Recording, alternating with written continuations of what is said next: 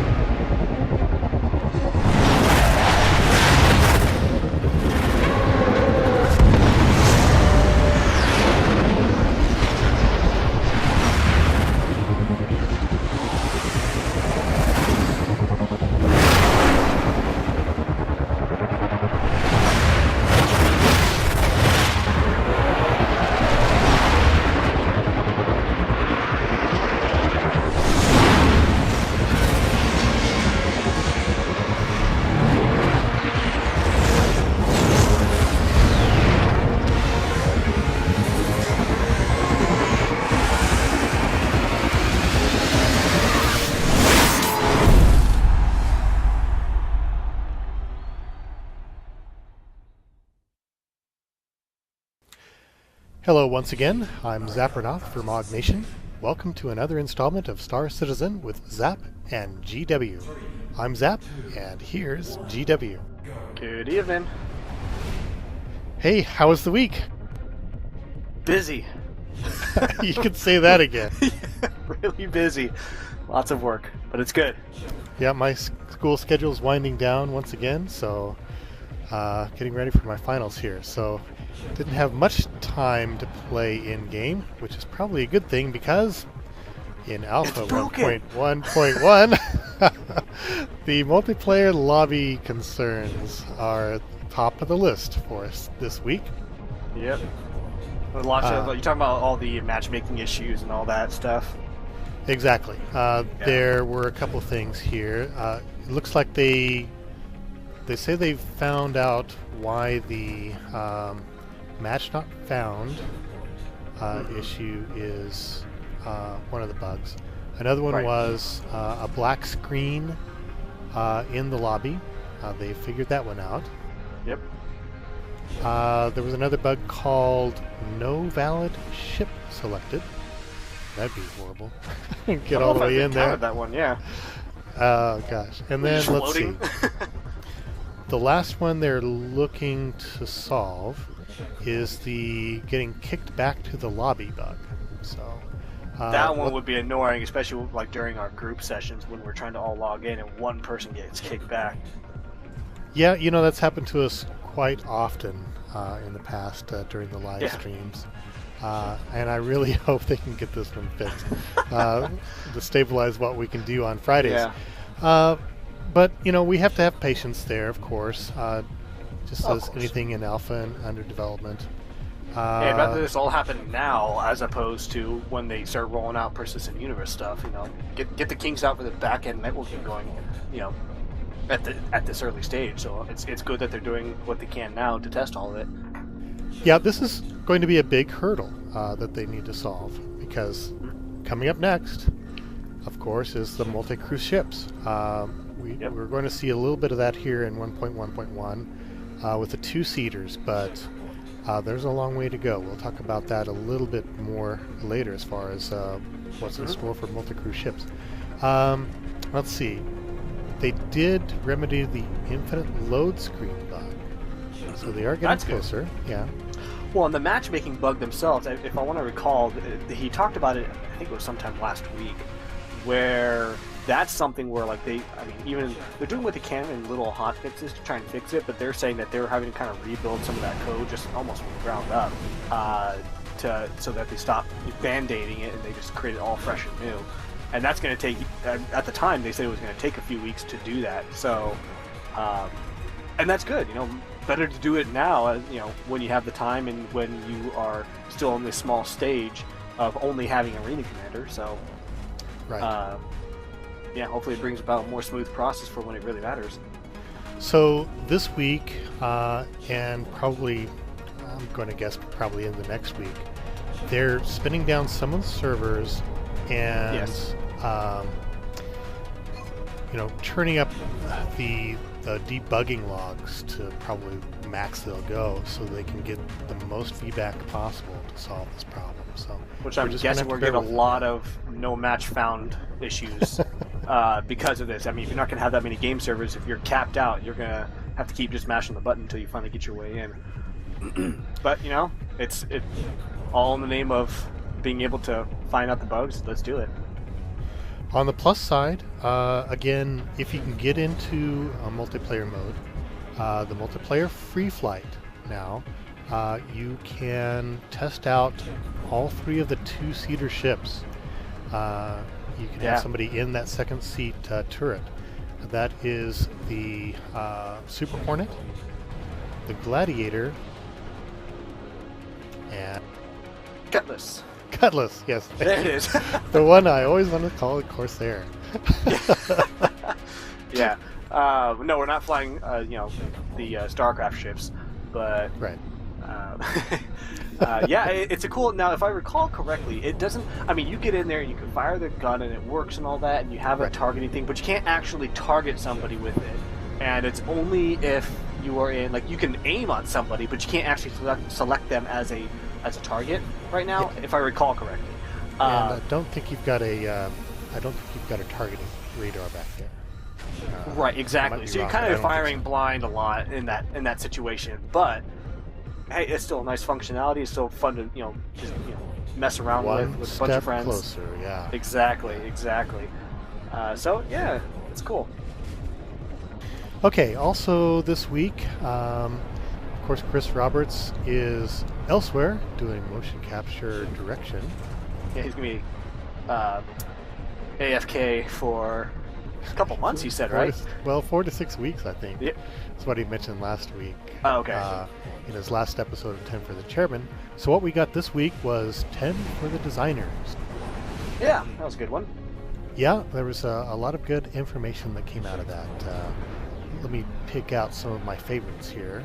Starting with what I'll call the granularity of multi-crew ship systems. What they were talking about there is being able to spread around tasks to members of your crew.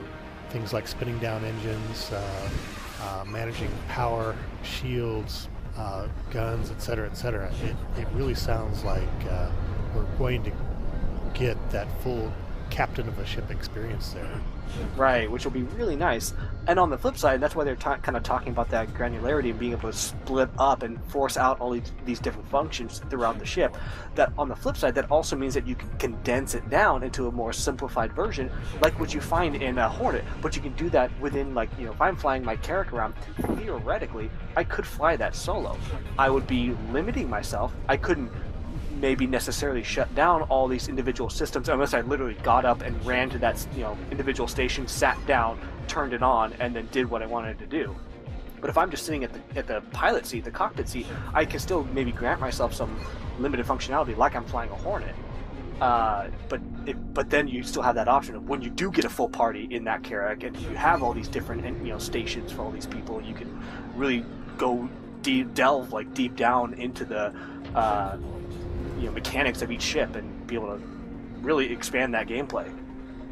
Yeah, and as I understand, the Retaliator, the Constellation, and the Freelancer were the first 3 ships they're targeting for that. I think so, yeah. So that should be fun. I've got 2 of those ships. I don't have my Constellation anymore. Yeah, that's alright, I got mine. All right, good deal. You can hang out in my hot tub. I'll be in your engine room somewhere. Oh, jeez. The next thing they talked about was overclocking systems. Now, this is kind of a follow-up from last week where there were some concerns about, not being able to craft in the normal sense of the term like some other MMOs. Like you gather some items and you press the button and it creates a bigger item that you can use and whatnot. Now, this is part of how a character is perhaps going to be able to build some notoriety in the persistent universe, and that would be by discovering upgrades through testing and formulas and breaking stuff to discover these upgrades. And what they described it as much art as science in the systems that we can develop there, which sounds pretty cool. It does. I mean, it allows you to be like, hey, this guy knows how to optimize, ballistic, Gatling guns really well. You should go check him out. So you bring your, grab your Gatling, your Mantis gun. You walk over there and be like, hey, you drop it on the table. What can you do to optimize this thing? And then he can take it, go to his workbench, and then be able to tweak it and make it, maximize its effectiveness based upon power and heat consumption and all that kind of stuff, so that it functions as best as it possibly can. And I think that's pretty cool, being able to have the ability to do that. And I think that's going to be the crafting side of this game. Yeah. Now, two of the most interesting things to me so far in Star Citizen is, of course, beyond exploration, but specifically racing and scouting are two things that I have always loved to do in various games. So being able to find ways to overclock ship systems in my M50. Oh yeah, just like if you were playing like the Gran Turismo games or whatever, and you can go in and you can customize each car that you own pretty highly, and you can set each ratio for your shifting, and you can go in there and customize each engine and all this stuff. Well, it sounds like you're going to be able to theoretically do the same thing. Maybe not, definitely not in the beginning, but long term, and I'm talking like a few years long term, expanding this to where you can go in there and really tweak and customize your racing ship to be, all it can be. Yep. And then the other thing that I think will definitely give squadrons and fleets an advantage would be being able to upgrade or tweak out both sensors and communications, making longer range more sensitive, things like that. So, wow, that's really intriguing to me, and I hope that pans out in that direction. The only thing I would caution CIG, if you're listening, CIG, is to don't have it to be where you can tweak it to make it just better. Tweak it just like in everything. Like their whole philosophy is different weapons and different systems and all that stuff. There's trade-offs to each thing. If something does more damage, well, then it just burns up more heat. And so the optimization part of it, you can probably make it a little bit better, but it's also to tweak that weapon to fit your particular play style. Like for me, I don't care. I wouldn't care if I wanted to optimize one of my laser cannons. I wanted to have it to where it fires as fast and as powerful as possible. If I burn it up, I don't really care. I'm not looking to be able to customize it to where it just makes every stat fantastic. I think that's a horrible game design, and that's going to lead to these optimal settings, which I don't think you should ever be able to have. What you want to do is have trade-offs. So you fit it to somebody's playstyle. Somebody brings you something and says, hey, I want this gun to fire as fast as possible, and so you're able to tweak that. And it takes some art/science to be able to figure out how to make it fire as fast as possible while sacrificing the least amount as possible in other areas, if that makes sense. Yeah, I think we're seeing probably the first iteration of that already, where some guns are better than others in certain respects, like they'll fire faster, but their heat dissipation is less efficient than some other guns that might fire slower and have a little bit more power. And fitting those types of guns to your flight style and your ship that you're actually piloting is going to be the art, I think, portion of it. Yeah. Yep. But yeah, there's a huge range of what you can do with the weapons that are already in the game, and trying to fit that to your play style. Exactly. Okay, moving on to the next thing. Let's see. They were discussing the crossplay between different types of ships working together in a squadron. For example, being able to have a Hornet tracker relaying target information to a different ship. And then another example they had given was being able to send that target information over to Herald, which would then relay it to the rest of the fleet more efficiently perhaps than Right. any other type of ship, simply because of the communications service. Exactly, like the tracker can pick up that information really easily, but projecting it out is something that's it's weak in. So it just throws it over to the Herald in the fleet, and the Herald then just mass disperses the information because that's what it can do. It's a communicator ship, it's a transporter of information. So then it just blasts it all out to the fleet, and then boom, now they have all that information that the tracker initially picked up.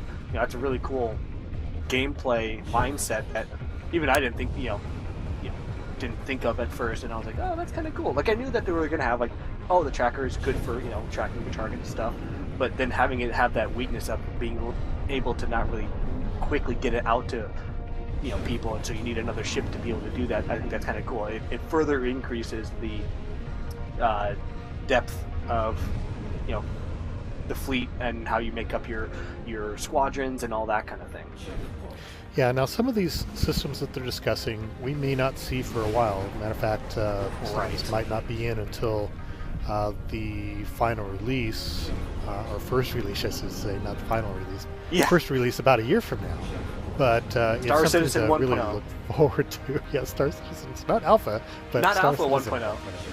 But maybe 1.1.1.1. Right. A. Okay, let's see, the next thing, and this is something that has bothered me for a long time. Uh-oh. And I'm glad that it has come up, and that is the F key use icon. Okay? When you approach a certain section of your ship, you get this wording in the middle of your screen says use. All right, well, what are you going to use? I mean, Yeah. I don't know. What is going to Don't push the activate big here? red button. What am I going to activate if I press the F key right now? So sometimes it's a mystery. And sometimes you end up going back and forth through the same door several times. Yeah, you're like, why is this door So- keep opening? I'm trying to turn on my, my coffee maker over here. So they are aware that this needs Yes. to be replaced. Okay, with something. But Yeah, but CryEngine is fighting them. yes, Apparently, talk about this is redesigning a lot of ingrained. code. Apparently, it's ingrained at multiple levels within the CryEngine. That's kind of interesting to me. I wouldn't have thought. I frankly thought that this is something that they had tossed in as a stopgap measure until they actually got the design done. But Right. no, apparently it's part of the CryEngine. Wow. Yeah. Who knew that, the use button would be such a big challenge to replace? But, they've already said that they're going to be looking at it. They want to get it done. But because of how it's important, but in the grand scheme of things, and based upon how much work they're saying it's going to be, I guarantee this is going to be quite some time before we see that get adjusted. So get used to the use button for a while. It sounds like they are spending more time trying to figure out how to bypass it rather than exactly. what to develop in its place right now. So, it's going to be a lot. Get those guys in Frankfurt to do it. They've built CryEngine. a whole new office just to get the use Just to button. get the use button. That's why they hired Frankfurt. Yeah. Oh gosh. So what about that office? It's pretty small now, but apparently they are moving into bigger digs Yeah. soon. That's what they were saying. I don't know if you saw that walkthrough last week. It was last week. Yeah, it was last on Friday. week, but I didn't catch what they're actually going to be doing in that office. Did you catch that? If I recall, they are. I mean, a lot of those guys are ex-Crytek employees. I think they're going to be helping out with. Right now, I think they're helping out with a lot of the first-person shooter stuff. Man, I'm having a total blank on what they're. But I also imagine they're going to be Maybe helping it out is with a the use lot button. of. I think they're trying to just being a supportive group. I don't think they're going to specialize in any. Yeah, exactly, the use button. I think they're going to be more just overall assisting other, groups, other teams, with whatever is the most pressing thing. Like right now, FPS needs to get out, so they're probably busting tail to get FPS in line and doing what they can with regards to CryEngine to make sure that that's all in line and ready to go. Whereas I'm sure they're going to become a major focus for the persistent universe side of things later on, when that becomes a higher priority. So just because, I mean, converting CryEngine into an MMO, I'm sure is not an easy task. So I'm pretty sure they're going to have a very heavy hand in that. Speaking of first-person shooter and last week's show, Around the Verse, now, where was Travis Day again? Oh. What? So where was he again this last week? I don't remember. Oh, yeah, he was in that. Yeah, exactly, yeah. He was helping out with Ilphonic and the FPS. I'm like, is this a trick question? I'm confused. Oh, no. Just pointing out that I guess when he gets to go home is when we get the first-person shooter. Oh, exactly. Yeah, we already talked about that last episode. How it was like, we know he's the sole reason he's down there is to kick him in gear. I guarantee it. They're not going to say it, but we all know. Yeah. So going on 6 weeks now, I guess. Hopefully he gets to go home soon. No, dude, he's got a family. Well, at least a wife. I don't think they have any kids. He's married to Chelsea, right? I don't know. He is. Yes, no, he is. Is he really? Yeah. Oh my gosh. It surprised me because during the Star Citizen event last November or October, he like put his arm around Chelsea, and I was like, wow, because I was talking to Chelsea, and I was like, oh, he's like, this is my wife. I'm like, seriously? Like, oh, okay. So yeah, so he's got to get home to Chelsea. So hurry up, Ilphonic. Really? Yeah. Okay, let's see. Did you pick out anything else from the 10 for the Designers episode? Let me think here for a second. The formation fight that they were talking about at the end, I thought was interesting, but I don't know. I mean, what they were kind of talking about really confused me. I had no idea what he was trying to get at. The only thing I caught was at the very end was what he mentioned, which was the first thing that popped into my mind, was almost like you would project. Like, in my mind, I figured, like, to assist with formation, because I mean, that's not going to be easy to do, especially because you're even, it's hard enough to do in like an atmospheric fight type of game. Now you have a full 3D setting, like it's just going to be chaos to try and fly formations correctly, especially if you don't have situational awareness with things like Track IR or Oculus Rift. It's going to be very hard to maintain that situational awareness between you and your wingman. So what I thought you could do, and I think he touched on this at the end, was how you would almost like have a projection of like you designate somebody as the leader of the group or whatever of your party, and then they could project, like they would say, I want to fly this formation, like they would select this on their UI, and so they're like, I want to select this formation A, whatever it would be, and then it would almost like project like either a hologram or an icon or something in real space that your other teammates can see. So like if I'm a wingman and he projects this out, I can actually see a hologram or whatever icon floating out there that says you're supposed to be flying there to maintain the formation that he specified. And you can then follow that and maybe track that on your radar. That's kind of what I was thinking of. Maybe you could shed some light on what he was talking about. I didn't quite get that out of it, but maybe we'll get more soon on it. Yeah. What I thought they were talking about, let's take just an individual to begin with. Sure. An individual is flying in the universe, and the relationship between the universe and you and your ship is what's being calculated. Okay. When you add a wingman, you then would be designating how you want your wingman to be in relationship to you, whether your one wingman is on the left, or the right, above, or below, if you're in echelon formation or what have you, two abreast, so that your wingman now is not flying in relation to the universe, but is flying in relation to you. Okay, and that then is what they have to figure out, is how to transition from positioning you in the universe as opposed to positioning you Let's see, what would that look to like? your leader. I don't know that it would have to look like anything. I think you would have just a signal that if you are releasing controls, for example, if you have selected that you're going to fly in formation, that you are slotted into a formation based on, where your signal is as opposed to your leader. That's what You're it talking sounded about like. being like slaved to the other ship? Sort of, yes. That's what it sounded like to me.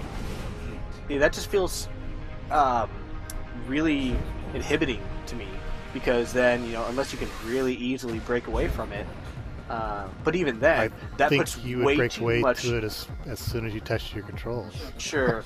Yeah. Right, which I agree with. The only other situation with that is that puts a lot of faith and trust in your leader, because if you're flying through some asteroid field, he's maybe fine, but when he suddenly does a barrel roll and slams you straight into an asteroid because your ship's trying to compensate to maintain formation, because you suddenly vector upwards, and he didn't know that there was an asteroid up there, you're done for, and you may not even know it was up there, but because you're slave to him, you didn't have time to react and break away from the formation. So I feel like there's just some very big inherent flaws with that could prove to be very dangerous. So there would be in the heat of battle, and I don't think you would want to do that, other than maybe doing a follow. Sure.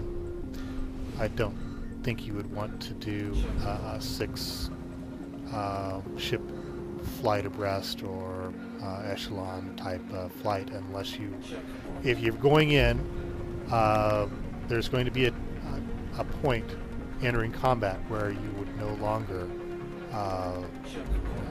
want your ship slaved to a position like that. Right. So that's just going to be a judgment call when you break off. It also kind of sounds like, the difference between like automated landing and manual landing. That system being slave to it is like the automated version, whereas like kind of the method I pointed out is the more manual method, where it'll tell you where you need to go, but you have to do it. Whereas the slaving method is, it tells you where you need to go and it does it for you. So it's definitely interesting, but we'll have to listen to them talk about it a bit more to, I think, really understand how that's going to work specifically. Yeah. Can't wait for it, though. Squadron formations, I think it's going to be cool. I agree. Okay. Moving into the next segment, which we're calling Forum Watch. Picking out a couple of the threads in this week's forum. Start out with one that's called Losing the Love for the Freelancer Model. And while we're talking about this, I'm going to be showing a video here comparing what the Freelancer used to look like when the hangar first came out and what it looks like now. And I'm going to do the same thing with the Constellation. But talking about this particular thread, the author wants to revert to one of the earlier concept models that, frankly, has already been adjusted for functionality. We had caught this in, I think it was a real early Wingman's hangar, how they had to adjust the model of the Freelancer to make it actually work. Because the concept had the engines inline aft, right where the current cargo door is now. And that's why they moved it, because there was no real good way to load-unload cargo until they moved those engines out to like a wing configuration. And I like where they're at now. I don't know why we would want to go back to the concept on that. I don't know. I mean, and that's the problem with concept art, and that is why so many developers don't show it. Because it may look cool on paper, but functionality-wise, it's just not going to work. And so a lot of people don't understand that. Yeah, aside from the competition for the next great starship, the Freelancer was the first and the last poll they did to try to get the community involved in selecting the concept art. And for good reason. There's been a constant flux of opinion on which one was the best concept to choose. Right. And at that point in time, nobody, not even the developers, were enough along in the process that they wanted to do to really make the best decisions in building those models. And what I mean by that is the internal space, how you got in and out of ships, how the cargo was going to get in and out of your ships, how you were going to fly the ship.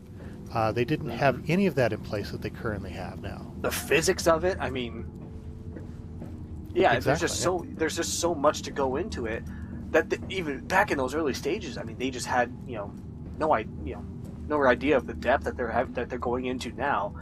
I mean, just look at if you're looking at that thread, I mean, the cockpit design of the first concept looks cool, but oh my gosh, I mean, you can't see anything out of those. I mean, No. and the one that they did not choose had all sorts of window space. yeah, you would have been able to have a great view out of that. Yeah. But I agree, it looks weird. The concept looked really cool, but Mhm. when you're looking at that concept, it doesn't translate to the pilot seat. There has to be a trade-off of form of function over form, not Right. the other way around. Now, two of the major things that they've changed to the freelancers since they first put it in the hangar. The first one is they have changed the cockpit windows, and you've heard me say it before. They probably just need to move the seat forward just a little bit to make the whole thing work. Yes. I think other than that, it actually has some pretty good view to it for the type of ship that it is. It's not a fighter. Keep that in mind. It's not a fighter. It's a utility ship more than anything else. And secondly, I don't know how much time I spent when it first got into the hangar with my buggy, trying to load the buggy into the back of the Freelancer with the steepness of the original ramp in the back of the ship. They changed that, and now it works perfectly. If you want to load a bunch of buggies into the back of a Freelancer, go ahead and do it. It fits right in. Mm-hmm. So those are just some of the changes they've made, and a lot of that has to do with the feedback from the community that actually made the ship more functional. Right. If it's just a complaint, well, I don't like the look of it, well, big deal. It is kind of an ugly ship, but it's endearing to me because it is that way. It's not meant to be, some sleek fighter. Right. Yep. No, I agree completely. Yeah. You kind of just said it all. Yeah, and the Constellation, again, same thing. Some of the early concepts didn't quite work, so they've moved things around on the Constellation to make it more functional, and it's back in another iteration for the modular system, and I think they'll once again improve the functionality of the ship. So that's my hope, and since you're a Constellation owner, I bet you're hoping the same thing there. Oh yeah, I mean, I love the look of my Phoenix. Clarified, I love the look of the exterior of my Phoenix. Yeah. But interior-wise, just the functionality of it, just the layout of it, is pretty darn awful. Hot tub's got to go. Hot tub has got to go. I mean, yes, it's a luxury ship, but I mean, come on. Realistically, even in the grandest scheme of things, how will that ever be used within the persistent universe? Yeah, it's a luxury ship, maybe not a party ship, huh? Yeah, and the couches that basically sit there and face the bed. That, like, what kind of what kind of ship is this? Yeah, I know. Oh my We need god. an audience. I mean, come on now. So there's just the way it's broken up. It just doesn't make sense. Yeah, with that kind of a setup, they kind of needed a velvet interior, didn't they? Yeah, pretty much. Pretty much. Okay. Let's see. Moving on to the next thread that I recognized out of here, and this is something that's going to be really interesting to you, the leader of our organization, the shining star from MOG Nation in Star Citizen. And that has to do with and this is the title of it. Stealing from organizations should be encouraged.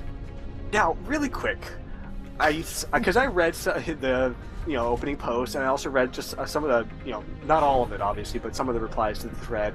Yeah.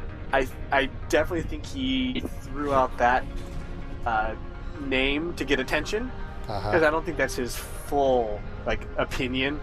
I don't think he's saying that it should actually be encouraged. And here, why don't you go ahead and talk about the thread, and then I'll chime in. Okay. Well, I tend to agree with you. Basically, what the author is trying to show is that if we're going to allow piracy in the universe, which is, as he calls it, theft, then we should encourage theft inside of an organization as well. And that doesn't exactly correlate very well, but that's kind of his point, that if you're going to allow theft, you shouldn't limit it to just external to an organization. That's one of them. And the other has to do with, where is it here? Pull this up here real quick.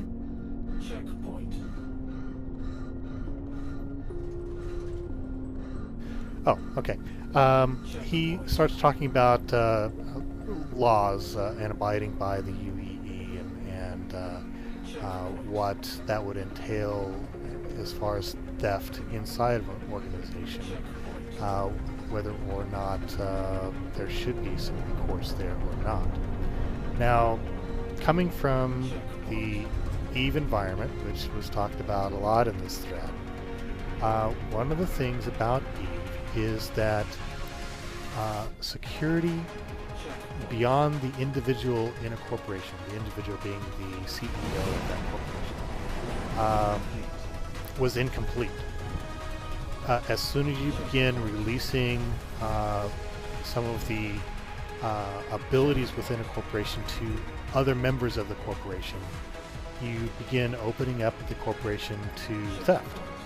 And there was never complete log files as far as who accessed a hangar, who accessed a ship, equipment, and things like that. And even the logs that you did get in some of the secured hangars didn't really work or function the way you would anticipate a log working.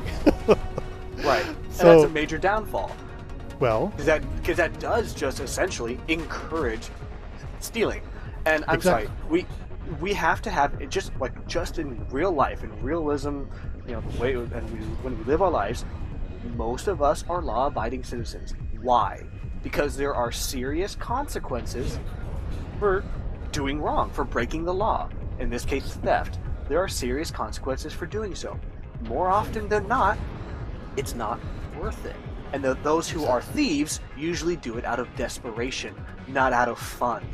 And that's the problem. They're trying to take something that in real life is done out of desperation, and they're saying, let's make it fun. Well, if you make it fun, everybody's going to do it, and now you just took the game and you plunged it into chaos. And now it's all about... That's what you have in EVE, yeah. Right. I'm sorry. I don't want that. I want the game to be fun. And I want it to be fun in the sense that I don't have to worry about every single member that's in my guild stealing all of our stuff. Because you know what? It's only fun for one person in that sense. The person who stole. And then everybody else gets screwed. Exactly. And to draw that parallel again, one person being able to affect an entire organization by being able to, or being allowed to abscond with equipment, material in a mass, at a mass level, and money, because a lot of the EVE thefts were money as well. It affects multiple people. So one person having fun affects everybody who's been contributing to that organization in a negative way. And in that game, there is no recourse to that person. Okay, none whatsoever. They can go and sell those ships. They can send the money to a different player, an alternate of theirs. and you don't even have a way to track them. They may not log in for months at that point. Right. So no recourse whatsoever. And that's why I'm hoping that Chris Roberts continues down his path of saying that there has to be some items that are off limits, or some levels that are off limits. Your hangar is one. So a corporate hangar or an organization's hangar should be another. Should be off limits to theft. It should be. Period. Done deal. Like there's really no ifs, ands, or buts about it. It's one of those situations where, and I've seen it in so many games, where when they allow that negative gameplay, I'll just call it the bad gameplay, the being the bad guy, where if they allow that to become the easiest method of obtaining stuff, then that's what the majority of people are going to choose. People will always choose, not always, the vast majority of the time, people will choose the path of least resistance. Period. A great example, I don't know why this just popped into my head, but most of those, your sandbox, like survival zombie games, I don't know, pick one. Doesn't matter which one it is. The easiest way of obtaining loot in those games is to kill another player, to take all their stuff. Doesn't matter if it's considered wrong. Doesn't matter if it's the unethical thing to do. Doesn't matter. It's the easiest way of doing it, and there's no repercussions for it. So what do those games turn into? Everybody's killing everybody, and to be damned with the other parts of gameplay. You know, and that's what they devolve into, and I've seen it in every single one of those games. I definitely don't want that happening in Star Citizen. You cannot put something that in real life has some major repercussions in it and make it the easiest way in a game to obtain objectives. It shouldn't be done. Otherwise, you screw up the whole balance of it. After all, you know, it's supposed to be the height of civilization. Right. Not the height of piracy. And I agree with the same thing regarding piracy. Like, we're not even talking about theft in that sense, but also just in piracy in general. It should be few and far between of somebody really legitimately wanting to do piracy. Now, if you do it well and you do it right, then there should be big payouts. But if you mess up, you're going to have some serious consequences for it. And if you become a known pirate, you're not allowed to go into certain systems, like you're just blocked and you will be attacked on sight and all this stuff. There should be major repercussions for it. But if you want to do it, then do it. Just know that going down that path of not being a law-abiding citizen is going to have some consequences. It shouldn't be the path of least resistance. Because the thing is that the resistance for being a law-abiding citizen is that sometimes to make the money, it takes a long time. You know, to make the money to get the items, you have to put in the work to do so. So you can either do that, or you can try and go for the quick buck, but lose everything. So I think I'm going to be happy to report that Star Citizens is not going to be EVE 2.0. Woo! Here's the thing, if it turns out that way, I'm just going to restrict my guild from accessing anything. And that's what you had to do in right. EVE. Was, like, I'm sorry, nope, you can't borrow this just, ship. You would lose sleep over things. Seriously, lose sleep over things because you had to be in these areas that were unsecured to be able to have your organization gather in materials required. Now, I'm talking about an industrial organization. Had to gather in materials required to build ships, build equipment, build ammunition to go to market. And I'm talking about the nullsec area, just totally outlaw area. And, you know, it's 24 hours live. If you logged off, the ship that you were in is the only thing that was secure. Nothing else was secure. And we had people bumping ships out of the player-owned station, had a shield around it that your enemies couldn't get into unless they took the shield down. But anyway, we had people that were bumping ships out of that bubble to make them accessible to their accomplices and things like that. You know, people joining organizations just to mess up other people in the organization. So it's just total chaos, like you said. Yeah, and I'm sorry, that's not fun to me. I'm sure that's not fun to the majority of people. You know, it's just yeah, and like you said in the beginning, one person or even a small group of people should never be able to negatively affect the gameplay for a large group of individuals. Right. It just shouldn't happen. That is a mechanical failure on the part of the developers. Right. I've just been seeing so many forum threads on there on the forum, just complaining about Wreck and how it's been nerfed and how it's too much of a grind and all this stuff, and it's just like, okay, so here I'm gonna wrap it up real quick. To all these people out here, it's just like the ships, just like the weapons, just like the game modes, the flight physics, the mechanics of it all of this stuff, just like all of that, since 0.8, it's all gone under massive changes and iterations and balances and stuff. Wreck is going to be no different. Here's the thing though, with Wreck, it matters even less because it won't even translate into the persistent universe. It doesn't.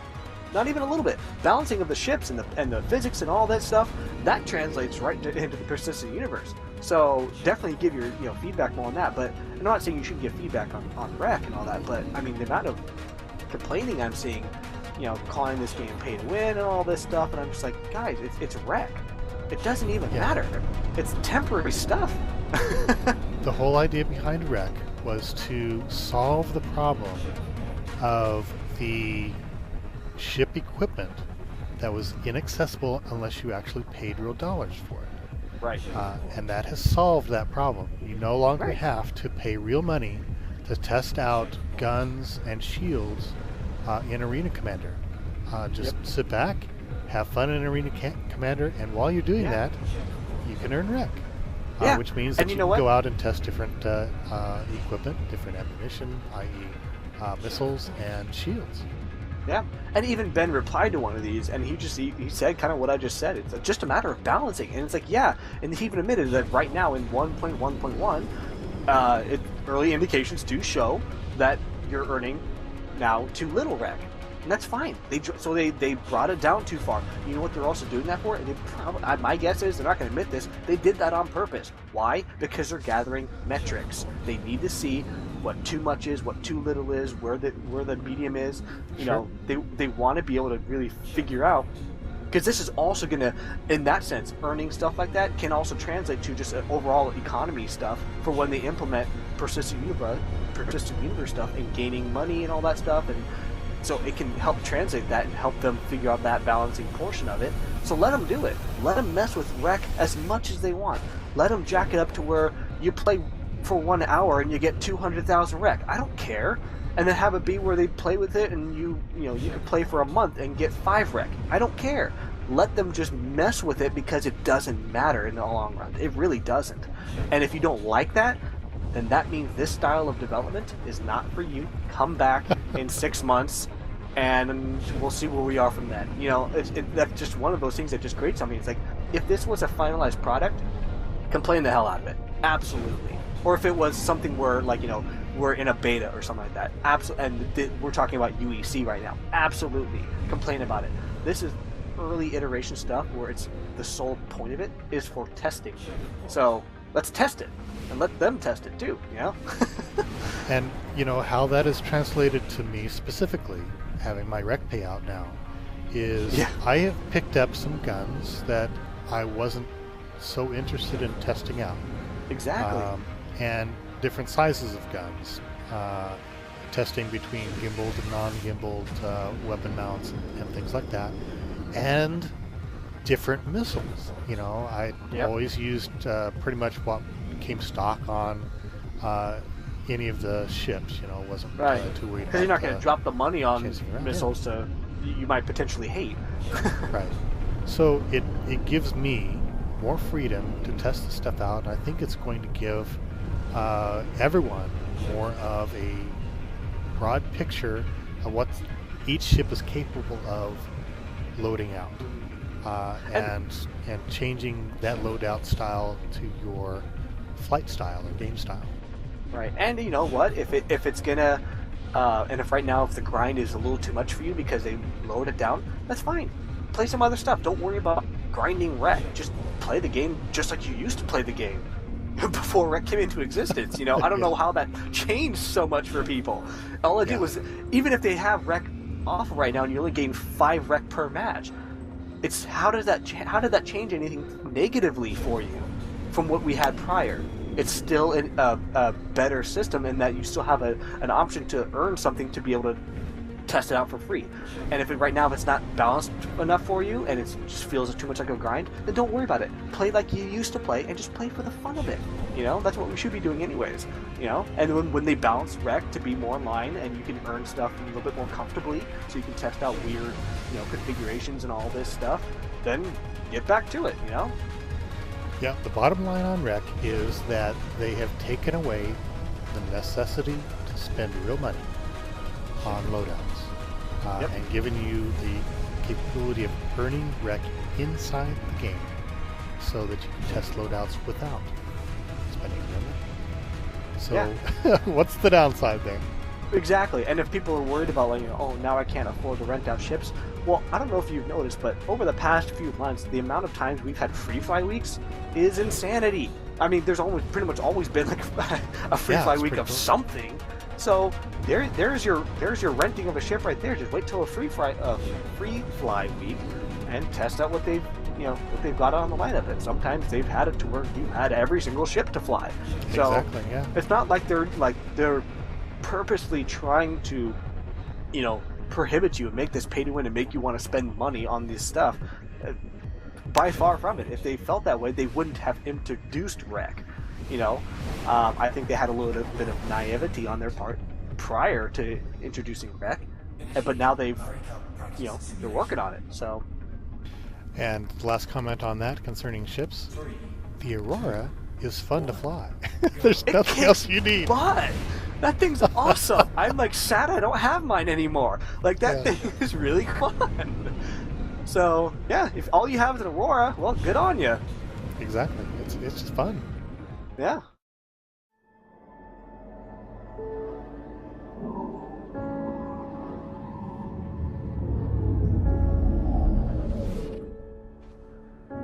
We are drawn towards the familiar. It is safe, reliable, but it can shackle us to the ordinary when in our souls we long to strike out to become something new. We started with a simple mantra. Dare to dream. Dare to challenge the expectations of what's come before. To embrace the unique, to put everything on the line. Only when we risk everything can we discover something truly special and redefine what it means to travel the stars.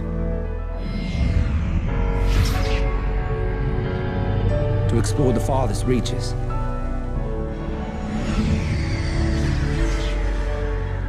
To race on the cutting edge. To protect what you love.